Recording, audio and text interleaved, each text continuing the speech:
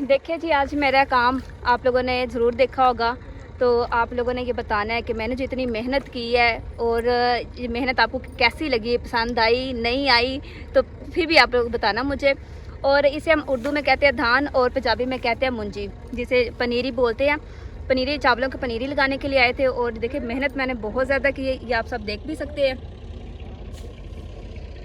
तो देखिए जी, आप लोगों की बहन ने कितनी मेहनत की है। तो प्लीज़ जो न्यू है, जो अभी तक मेरे चैनल को सब्सक्राइब नहीं किया, तो प्लीज़ चैनल को सब्सक्राइब करें, लाइक करें और दूसरों के साथ शेयर ज़रूर किया करें। और आप लोगों के कमेंट मैं पढ़ती हूँ, मुझे बहुत ज़्यादा खुशी होती है।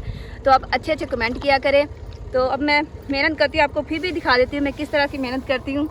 ये देखिए, ये होती है पनीरी और इसको ऐसे इस तरह लगाते हैं। और देखिए कितनी मेहनत है। और शहर वाले जो लोग हैं जिन्हें नहीं पता, उनके लिए उन्हें मैं बता रही हूँ। जो गांव के रहने वाले उन्हें तो सब पता है कैसे लगाते हैं।